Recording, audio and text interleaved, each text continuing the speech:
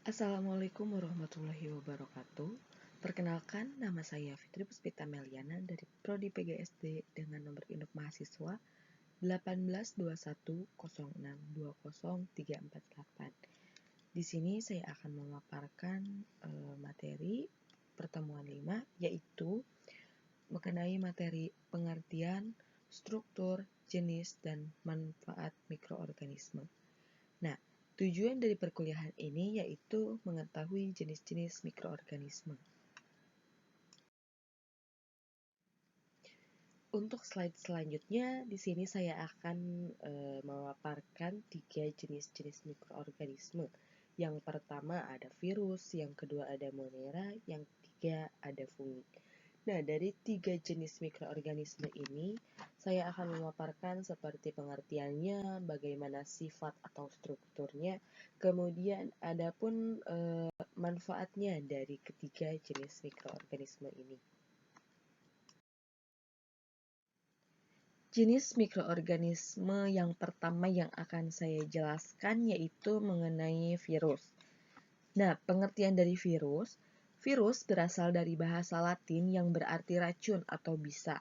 Virus merupakan elemen genetik yang hanya dapat menggandakan kromosomnya secara bebas di dalam sel inangnya, karena tidak mampu merefleksi sel-selnya secara mandiri. Adapun sedikit sejarah dari penemuan virus, dikutip dari situs resmi Kementerian Pendidikan dan Kebudayaan atau Kemendikbud, sejarah penemuan virus ini terjadi pada tahun 1883. Pada saat itu, seorang ilmuwan Jerman, Adolf Mayer, sedang mencari penyebab penyakit mosaik pada tembakau. Nah, mosaik ini penyakit yang menghambat pertumbuhan tanaman tembakau dan menyebabkan daunnya bercak-bercak. Adolf Mayer menemukan penyakit tersebut menular saat memindahkan dari tanaman yang terserang penyakit ke tanaman lain dengan cara menyemprotkan getah. Kemudian, mencari mikroba di dalam getah yang menularkan penyakit tapi tidak mendapatkan apa-apa. Ia menyimpulkan jika penyakit tersebut disebabkan oleh bakteri kecil yang tidak dapat dilihat dengan mikroskop. Nah, di virus itu terdapat sifat-sifat virus. Ada beberapa poin mengenai sifat-sifat virus. Yang pertama, bahan genetik virus terdiri dari asam ribonukleat atau RNA atau deoksinbonukleat atau DNA, akan tetapi terdiri dari kedua jenis asam nukleotan sekaligus. Kemudian yang kedua, struktur relatif sangat sederhana. Nah, struktur yang sangat sederhana ini yaitu terdiri dari selubung yang mengelilingi atau melindungi asam nukleat. Poin yang ketiga, virus menginfeksi sel menggunakan ribosom sel inangnya, mengambil alih kekuasaan dan pengawasan sistem enzim sel inangnya. Adapun sifat-sifat virus yang lain yaitu komponen utama virus ini dibentuk secara terpisah dan baru digabung di dalam sel inangnya tidak lama setelah dibebaskan. Kemudian, selama berlangsungnya proses pembebasan beberapa partikel virus ini, maka virus itu mendapatkan selubung luar yang mengandung lipid, protein, dan bahan-bahan lain yang sebagian berasal dari sel inangnya. Adapun manfaat virus dalam kehidupan manusia, tentunya ada virus yang menguntungkan dan juga virus yang merugikan. Nah, untuk virus yang merugikan, virus yang menyebabkan suatu penyakit, ya, seperti influenza, kita dapat terpapar influenza itu melalui saluran pernapasan. Contohnya, jika kita sedang bersama teman ataupun keluarga yang sedang terkena influenza, maka kita pun akan terpapar influenza tersebut.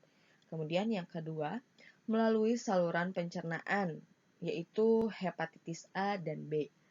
Melalui kulit, contohnya itu adalah herpes. Nah, virus tidak hanya virus yang merugikan, tapi ada juga virus yang menguntungkan.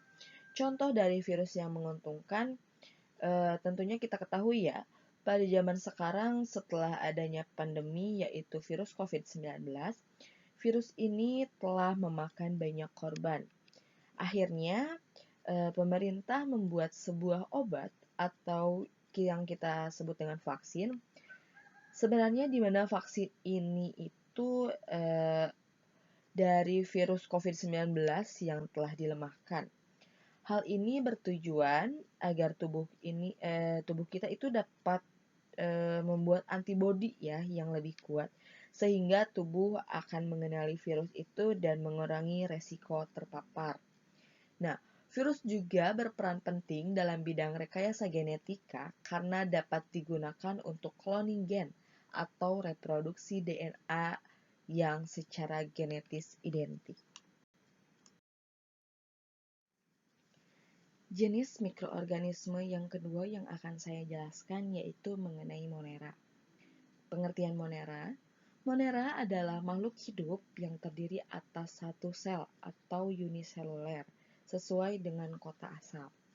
Monera dari bahasa Yunani yaitu moneres, yang berarti tunggal. Organisme utama yang masuk dalam kingdom Monera adalah Eubacteria dan Archaebacteria. Monera merupakan suatu kerajaan yang disebut dengan kingdom Monera.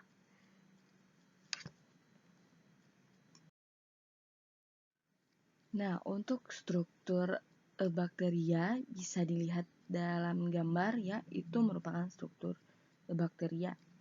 Yang pertama, kapsul terbuat dari karbohidrat, nitrogen, atau fosfor. Nah, kapsul ini berfungsi untuk pelindung sel terhadap dehidrasi, cadangan makanan, perlindungan terhadap fagositosis, dan juga sebagai pertahanan diri. Yang kedua ada flagella. Flagella dimiliki oleh beberapa prokariota sebagai alat bergerak. Yang ketiga ada pili. Pili merupakan rambut halus yang muncul dari dinding sel. Pili ini berfungsi untuk melekatkan diri ke suatu permukaan benda dan sebagai saluran untuk menyalurkan materi genetika dalam peristiwa konjugasi. Yang keempat, ada dinding sel yang tersusun dari peptidoglikan. Dinding sel ini berfungsi untuk memberikan bentuk sebagai bahan pelindung, mengatur keluar masuknya zat, dan berperan dalam pembelahan sel. Yang kelima, ada membran sel. Membran sel tersusun dari protein dan lemak, berfungsi untuk mengatur transportasi zat dari luar ke dalam sel. Yang keenam ada ribosom untuk tempat sintetis protein. Kemudian yang tujuh ada sitoplasma. Sitoplasma ini tempat berlangsungnya reaksi metabolik. Nah, kemudian untuk struktur dan fungsi Archaebacteria bisa dilihat ya dalam gambar itu merupakan struktur Archaebacteria. Yang pertama ada kapsul. Bakteri yang memiliki kapsul adalah bakteri patogen atau penyebab penyakit. Yang kedua ada flagella. Flagella ini sebagai rambut getar yang fungsinya sebagai alat gerak. Yang ketiga membran sel yang berfungsi sebagai perlindungan sekaligus transfer materi keluar masuknya zat. Yang keempat, dinding sel. Archaebacteria ini terdiri dari polisakarida namun tidak memiliki peptidoglikan. Yang kelima, ada ribosom. Ribosom adalah organel kecil yang berfungsi untuk sintetis protein. Dan yang keenam, sitoplasma adalah cairan yang ada di sel yang tersusun dari air, protein, karbohidrat, lemak, garam mineral, dan juga asam nukleat. Nah, jenis mikroorganisme yang terakhir ada fungi. Fungi adalah organisme eukariot yang mempunyai dinding sel dan pada umumnya tidak motil. Karakteristik ini menyerupai karakteristik tumbuhan. Namun demikian, fungi ini secara fundamental dapat dibedakan dari tumbuhan karena tidak mempunyai klorofil. Sebagai organisme saprofit, fungi itu dari benda-benda atau bahan-bahan organik yang mati. Bisa kita sebut fungi itu adalah jamur ya. Nah, dengan demikian mereka ini tidak mampu melakukan proses fotosintesis menghasilkan bahan organik dari karbon dioksida dan air sehingga mereka disebut organisme yang heterotrof. Nah, sifat heterotrof ini mempunyai sifat sel hewan.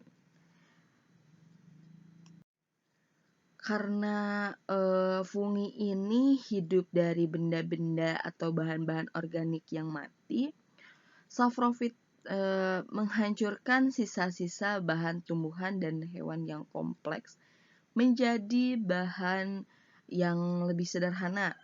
Hasil penguraian ini kemudian dikembalikan ke tanah sehingga dapat meningkatkan kesuburan tanah.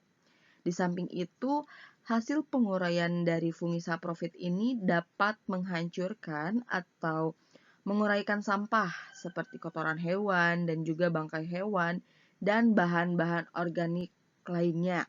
Sehingga tidak terjadi penumpukan ya dari bahan organik mati tersebut. Dengan demikian dapat mempertahankan berlangsungnya siklus materi, terutama siklus karbon yang berperan bagi kelangsungan hidup seluruh organisme.